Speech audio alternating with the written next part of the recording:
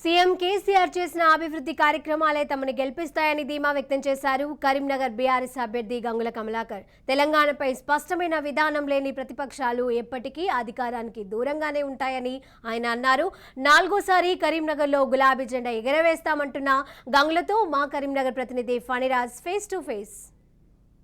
కరీంనగర్ నియోజకవర్గంలో ప్రచారము పూర్తి స్థాయిలో ఊపందుకుంది. ఇంకొక 10 రోజులే మిగిలి ఉండడంతో ప్రస్తుతం బీఆర్ఎస్ పార్టీ అభ్యర్థి గంగుల కమలాకర్ గారు మనతో పాటు ఉన్నారు. కమలాకర్ గారు, రెస్పాన్స్ ఎలా ఉంది? ఇప్పటికీ 3 సార్లు హ్యాట్రిక్ కొట్టారు, ఇక 4th టైం మరోసారి పోటీ పడుతున్నారు.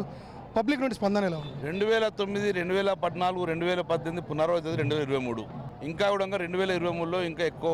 ఎందుకంటే తెచ్చిన తెలంగాణలో ఫలితాలు కనబడుతున్నాయి. తెచ్చిన తెలంగాణలో మొత్తం డెవలప్మెంట్ కనబడుతుంది. ఈ తెలంగాణ కేసీఆర్ లేకపోతే గిట్ట బతకనీరు. కేసీఆర్ అంటే లేకపోతే ఈ కాంగ్రెస్ పార్టీ, బీజేపీ పార్టీ ఆంధ్రలో తొత్తుగా మారిపోతారు.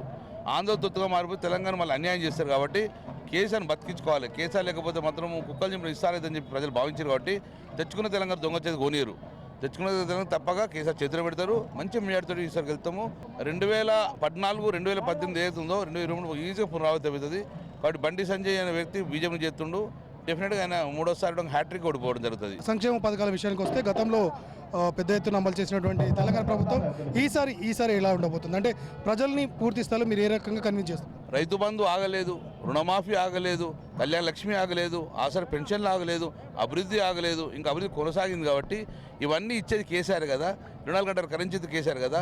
మిషన్ భైరతాన్ని ఇచ్చేది కేసీఆర్ కదా. అందుకోసము రైతు పంట కొనేది కేసీఆర్ కదా. ఇవన్నీ కూడా చూస్తారు. కాబట్టి 10 సంవత్సరాలు మంచిగా ఉంది పరిపాలన. ఈ పరిపాలన కొనసాగాలని కోరుకుంటారు ఎవరుడంగా. మళ్ళీ 40-50 సంవత్సరాలు దరిద్రాన్ని ఎవరు కోరుకోరు. ఈ 10 సంవత్సరాలు అభివృద్ధి కోరుకుంటారు. కేసీఆర్ ఉన్నాడు కాబట్టి అభివృద్ధి జరిగింది. మరి 40-50 సంవత్సరాలు ఎందుకు జరగలేదు? కాబట్టి కాంగ్రెస్ పార్టీ, బీజేపీ పార్టీ ఎట్టి బస్సులో ఆంధ్రలో తొత్తుగా ఉంటారు. కాబట్టి వాళ్ళు ఎక్కడ ఢిల్లీలో ఏం చెప్తారు వింటారు. కాబట్టి ఈ యొక్క కేసీఆర్ మాత్రమే తెలంగాణ కాపాడుతున్న భావన ప్రజలు ఉంది. కాబట్టి తెలంగాణ భావితానికి అందించాలంటే కేసీఆర్ నాయకత్వం కోరుకుంటారు వెళ్ళదు. మిగతా పార్టీల అధిష్టానం ఢిల్లీలో ఉంది, మీ అధిష్టానం మాత్రం హైదరాబాద్లో ఉందని మీరు ప్రతి మీటింగ్లోనూ అంటున్నారు.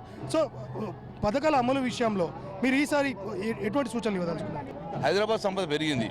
పెరిగిన సంపద పేదలు వంచుతుండ్రు కేసీఆర్. సంక్షేమ పథకాలలో రుణమాఫీ 2 లక్షలు చేస్తా అని చెప్పి కాంగ్రెస్ పార్టీ అన్నా కూడా నమ్మలేదు. కాంగ్రెస్ పార్టీ మాటలు నమ్మరు. ఎందుకంటే కర్ణాటక చూసిర్రు, కర్ణాటక ఫెయిల్ అయినరు. అందుకే కేసీఆర్ ఏం చెప్తారు నమ్ముతారు, ఇస్తాడు అని నమ్మకం ఉన్నది. అందుకే ఈరోజు ఆసరా పింఛన్లు 5,000 చేస్తా అంటే ప్రజలు నమ్మిరు. ఎస్, ఇస్తుండ్రు. కాబట్టి ఆసరా పింఛన్లు సంక్షేమ పథకాలు కాబట్టి డెఫినెట్ ప్రజలు నమ్ముతారు. కాబట్టి 5,000 ఇస్తారని కేసీఆర్ కొట్టేస్తారు. ఈరోజు గృహలక్ష్మిని గొప్ప పథకం తీసుకొచ్చినాం. దాంతోపాటు ఈరోజు కళ్యాణ లక్ష్మి 2 లక్షలు చేస్తున్నాం. గ్యాస్ సిలిండర్ 400కి ఇస్తున్నాం. సన్నబియ్యం ఇస్తున్నాం రేషన్ కార్డు మీద. సౌభాగ్యలక్ష్మి అనే పథకం తీసుకొచ్చినాం. సో ఇవన్నీ కేసీఆర్ ఏ నోటికి ఏది వెళ్తే అది చేస్తాడని ప్రజలు నమ్మకం ఉన్నది. కాంగ్రెస్ పార్టీ ఎన్ని హామీలు ఇచ్చినా అవి ఇంప్లిమెంట్ కావని చెప్పి ప్రజలు ఉన్నది. సో అందుకే 40-50 సంవత్సరాలు మరి ఇంప్లిమెంట్ చేయాలి కదా, చేయలేదు కదా. డెఫినెట్గా కేసీఆర్ని వదులుకోరు తెలంగాణ ప్రజలు. కేసీఆర్ లేని తెలంగాణను తెలంగాణ ప్రజలు ఊహించుకోరు. ఇది మొత్తానికి చూసినట్లయితే ఖచ్చితంగా మరోసారి తాము హ్యాట్రిక్ ప్రభుత్వాన్ని ఏర్పాటు చేస్తామని, తాను కూడా 4వసారి ఎమ్మెల్యేగా గెలుపొందనున్నానని గంగుల కమలాకర్ అంటున్నారు. కెమెరామెన్ రాజేందర్తో ఫణిరాజ్ ఫర్ రాజ్ న్యూస్, కరీంనగర్.